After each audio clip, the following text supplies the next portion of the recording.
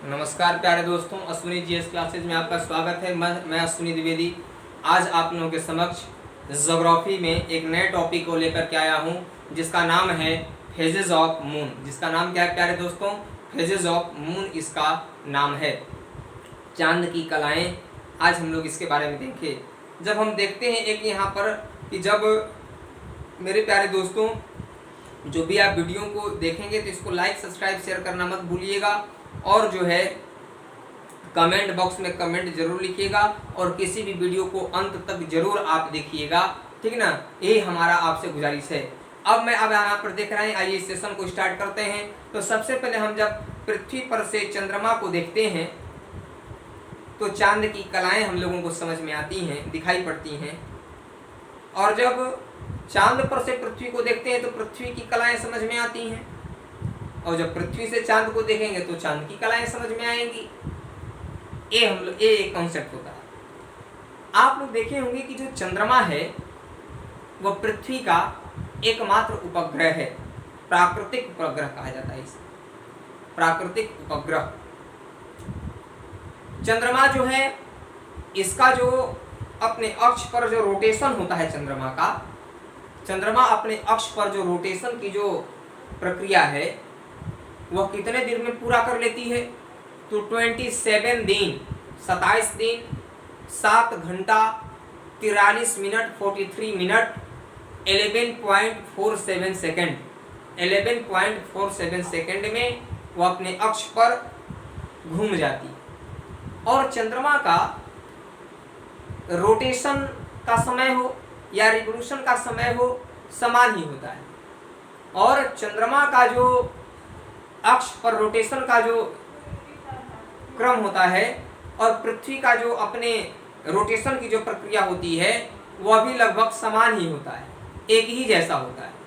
पृथ्वी पे अपने अक्ष पर घूमना और चंद्रमा का अपने अक्ष पर घूमना लगभग समान ही होता है। साथ में दोनों लगभग एक दूसरे से करीब लगभग घूमते जाते हैं, ऐसे ऐसे ऐसे। पृथ्वी भी घूमता है, चंद्रमा भी घूमता है, पृथ्वी भी घूमता है, चंद्रमा भी घूमता है। पृथ्वी अपने अक्ष पर घूम रहा है, चंद्रमा भी अपने अक्ष पर घूमते जो है जो वह पृथ्वी की परिक्रमा करता रहता है। आप यहाँ पर देखेंगे कि जो चंद्रमा होता है आपका, चंद्रमा पर जीवाश्म पाए जाते हैं। जीवाश्म आप रात में अगर चंद्रमा को देखते होंगे कृष्ण पक्ष में या शुक्ल कृष्ण पक्ष में तो पूरा अंधेरा रहता है। जब शुक्ल पक्ष में जब आप देखते हैं तो प्रकाशमान चंद्रमा, पूर्णिमा के दिन देखेंगे तो और आपको बहुत सुंदर आकृति का चांद दिखाई पड़ेगा। पूरा पृथ्वी पर से पूरा पार्ट, उसका जितने भी पूरा पार्ट प्रकाशमान है सब दिखाई पड़ते हैं उस समय पूर्णिमा के दिन।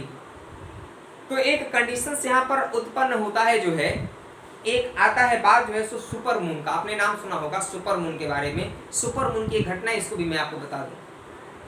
जब चांद पृथ्वी के सर्वाधिक नजदीक आ जाता है, जब चांद पृथ्वी के सर्वाधिक नजदीक आ जाता है तो इसी को कहा जाता है सुपर मून।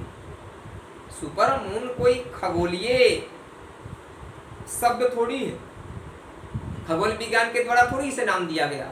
ये तो आधुनिक ज्योतिषी जो लोग थे उन लोगों ने एक नया कॉन्सेप्ट, एक नया शब्द ला करके रखा कि भाई सुपर मून। सुपर मून क्या है कि जब चंद्रमा पृथ्वी के सर्वाधिक नजदीक आ जाता है तो इसी को सुपर मून कहा जाता है। अगर अर्थ क्रस्ट के बारे में बात किया जाए तो पृथ्वी का जो अर्थ क्रस्ट है ना, वो बहुत चंद्रमा के कंपेयर देन में जो पृथ्वी का अर्थ क्रस्ट भूपर्पटी जो है वो ज्यादा कठिन, ज्यादा हार्ड नहीं है। चंद्रमा का ज्यादा हार्ड पड़ जाता है। पृथ्वी के भूपर्पटी की तुलना में चंद्रमा का भूपर्पटी जो है सो ज्यादा हार्ड है, क्योंकि यह जो है आपका ऑक्सीजन और सिलिकेट से बना हुआ है। किससे बना है? ऑक्सीजन और सिलिकेट से बना हुआ है। चंद्रमा के ऊपर जो धूल के मैदान हमें दिखाई पड़ते हैं, चंद्रमा के ऊपर जो धूल का मैदान होता है उसको क्या बोलते हैं? शांति सागर उसे कहा जाता है। क्या नाम दिया गया उसे? शांति सागर का उसे नाम दिया गया। तो मेरे प्यारे दोस्तों एक बात यहाँ पर कंडीशन आती है कि जब पृथ्वी, एक सिजगी का कॉन्सेप्ट आपको बताता हूँ कि सिजगी क्या होता है। तो सिजगी जब आप देखोगे तो सिजगी क्या है कि एक बहुत ही महत्वपूर्ण घटना है कि जब सूर्य चंद्रमा और पृथ्वी एक सीधी रेखा में आ जाए, जब सूर्य, चंद्रमा और पृथ्वी एक सीधी रेखा में आ जाए तो इस कंडीशन को ही कहा जाता है सिजगी।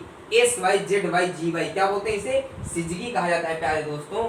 एस वाई जेड वाई जी वाई, इसे सिजगी कहा जाता है, ठीक है ना,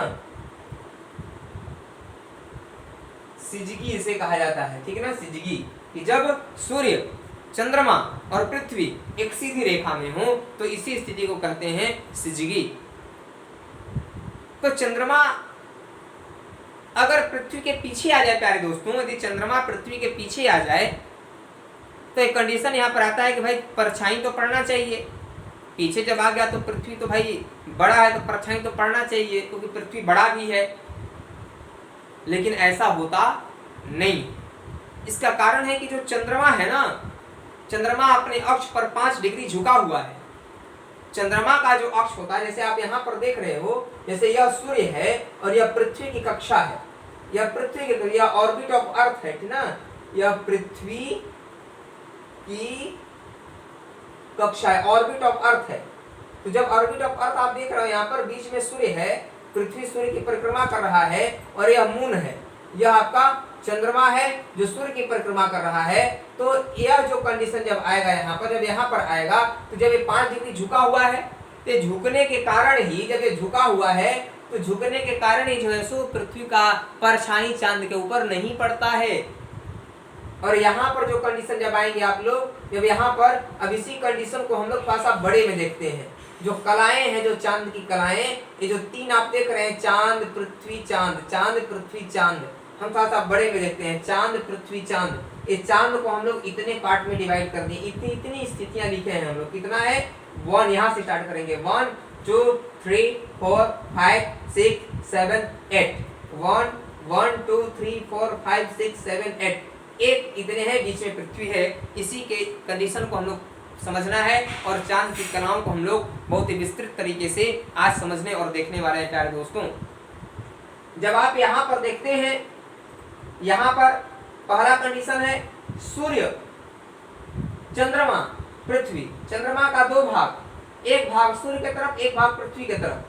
तो पृथ्वी की तरफ का जो भाग होगा मेरे प्यारे दोस्तों, यह अंधेरा वाला भाग होगा, क्योंकि जब चंद्रमा, जब ऐसी स्थिति में जब यहाँ पर आएगी और पृथ्वी पर से जब आप चंद्रमा को देखेंगे तो चंद्रमा आपको दिखाई नहीं पड़ेगा। और यही स्थिति अमावस्या के दिन होता है, जिसे न्यू मून कहा जाता है। क्या बोलते हैं इसे? न्यू मून कहते हैं। जो सूर्य की तरफ वाला जो भाग है चंद्रमा का, यह भाग प्रकाशवान भाग होगा। सूर्य की तरफ जो चंद्रमा का भाग है, यहाँ पर यह भाग प्रकाशवान भाग होगा। यह फुल मून का कंडीशन, सॉरी न्यू मून का कंडीशन होगा। यहाँ पर क्या होगा? यहाँ पर जो आपका चीजें हैं, मतलब चंद्रमा का उदय सूर्य के उदय के साथ, चंद्रमा का उदय सूर्य के उदय के साथ और चंद्रमा का अस्त सूर्य के अस्त के साथ होगा यहाँ पर पहले कंडीशन में।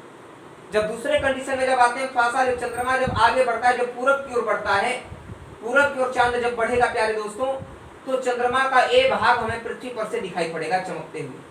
यह जो पतला वाला है, जो जैसे इस तरह का जो है आपका, यह प्रकाशवान भाग है, यह दिखाई पड़ेगा पृथ्वी पर से, प्रकाशवान भाग। बाकी भाग आपको नहीं दिखाई पड़ेगा।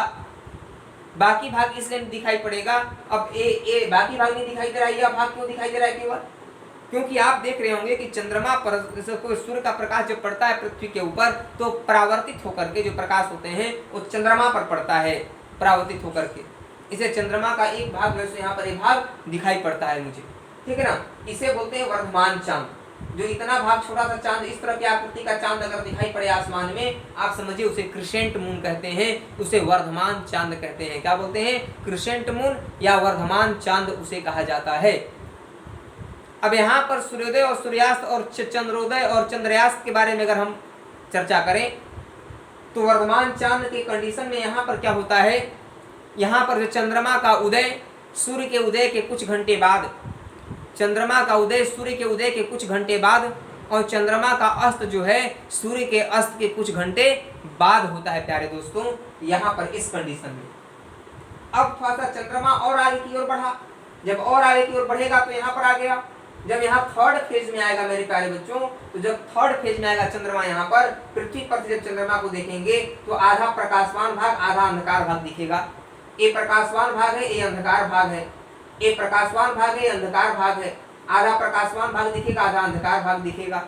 पृथ्वी पर से, इसे क्वार्टर मून कहते हैं। क्या बोलते हैं? फर्स्ट क्वार्टर मून, मतलब अर्ध चंद्र इसे कहते हैं। आधा जब प्रकाशमान दिखाई पड़े, आधा जब अंधकार दिखाई पड़े, तो इसे क्या बोलते हैं? अर्ध चंद्र हम लोग कहते हैं इसे, अर्ध चंद्र की घटना कहते हैं, फर्स्ट क्वार्टर मून कहते हैं इसे। समझ में आ रहा है हमारी बातें?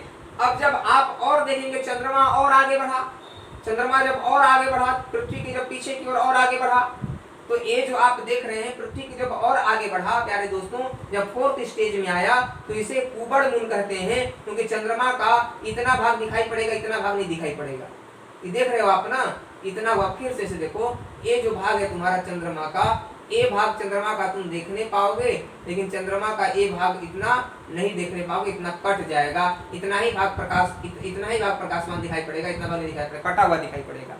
इसे तब क्या समझोगे? गिबस मून बोलोगे ना, कुबड़ चांद इसे कहोगे, कुबड़ चांद, गिबस मून इसे कहोगे, कुबड़ चांद या गिबस मून कहोगे इसे, इस कंडीशन को। अब गिबस मून जब की कंडीशन जब आती है, तो चंद्रोदय और सूर्योदय में क्या डिफरेंट होते हैं, और चंद्रयास्त और सूर्यास्त में क्या अंतर होता है, इसको अगर समझोगे आप, तो फोर्थ स्टेज में गिबस मून की कंडीशन में, कुबड़ चांद के कंडीशन में प्यारे दोस्तों, यहाँ पर क्या होता है कि चंद्रोदय, चंद्रमा का उदय जो है सूर्य के अस्त के कुछ घंटे पहले, चंद्रमा का उदय जो है यहाँ पर सूर्य के अस्त के कुछ घंटे पहले, शाम को जब सूर्य अस्त होता है ना, शाम को जब सूर्य अस्त होता है, पीएम में जब अस्त होगा, जब सूर्य, उसके पहले ही जो है सो चांद आपका उदय हो जाएगा। चंद्रमा का उदय सूर्य के अस्त के कुछ घंटे पहले, और चंद्रमा का अस्त सूर्य के उदय के कुछ घंटे पहले हो जाता है। समझा गया? चंद्रमा का उदय सूर्य के अस्त के कुछ घंटे पहले, और चंद्रमा का जो अस्त है, और जो चंद्रमा का जो अस्त है प्यारे दोस्तों, चंद्रमा का जो अस्त है वह सूर्य के उदय के कुछ घंटे पहले हो जाता है। ये आपका कुबड़ चांद में गिबस मून की कंडीशन में। अब जब थोड़ा सा आप और आगे बढ़ोगे, तो ये चंद्रमा यहाँ पर पृथ्वी के पीछे आ गया। पीछे जब आ गया, तो चंद्रमा का जो देख रहे हो, या आधा भाग, ये भाग इधर का अंधेरा हो जाएगा, इधर का प्रकाशमान भाग होगा। तो यहाँ पे जो कंडीशन ऐसा होगा कि पृथ्वी पर से जब चंद्रमा को देखोगे, तो चंद्रमा का जो प्रकाशमान भाग है वह पूरा भाग तुम देखने पाओगे, पूरा चांद बिल्कुल ऐसा दिखाई पड़ेगा, गोला दिखाई पड़ेगा, या पूर्णिमा का कंडीशन है, ऐसा चांद दिखाई पड़ेगा तुमको यहाँ पर जब आओगे। तो इसी को पूर्णिमा कहते हैं, फुल मून बोलते हैं इसे। क्या बोलते हैं? फुल मून कहते हैं, है ना। यहाँ पर चंद्रमा का प्रकाशमान भाग तुमको पूरा दिखाई पड़ेगा, इसे फुल मून की कंडीशन कहते हैं। समझ आ गया हमारी बातें?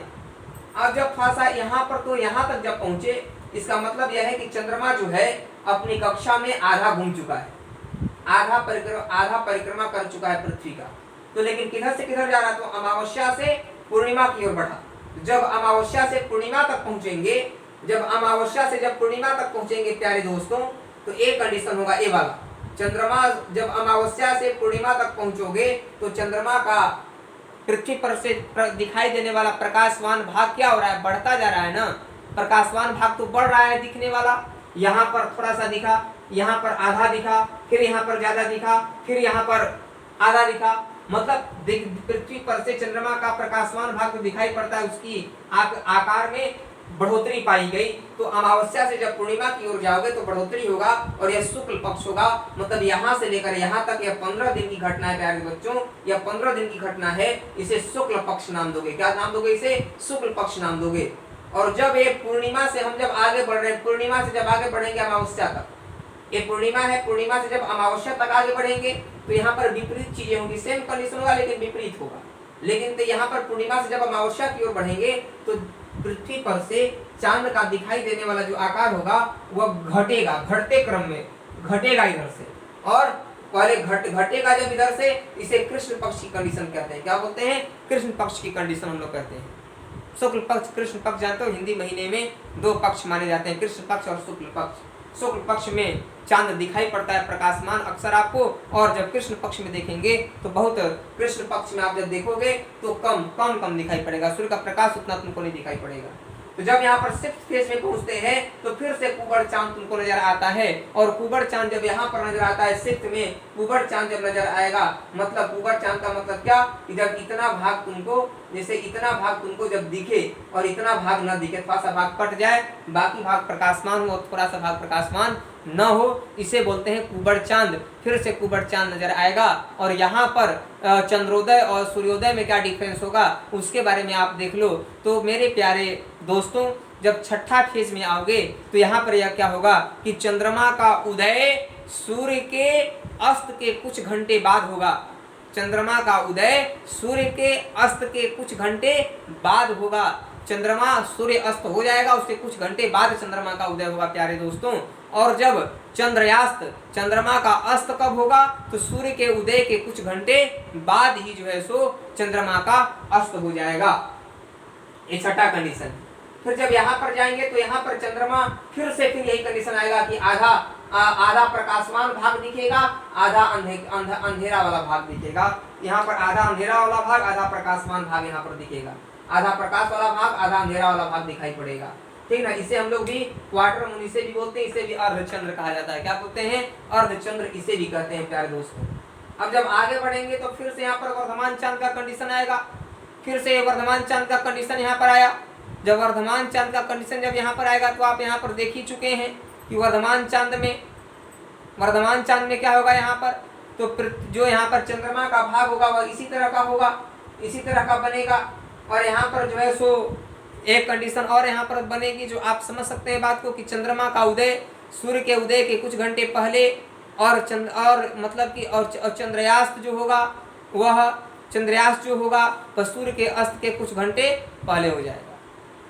एक कंडीशन आपका यहाँ पर बनेगा ए वर्धमान चांद के कंडीशन में। तो ये आपने पूरा चीजें जो है सो देखा। इसे जरूर याद रखिएगा कि पूर्णिमा से जब अमावस्या की ओर बढ़ते हैं तो पृथ्वी पर से दिखाई देने वाला चांद का आकार घटता जाता है।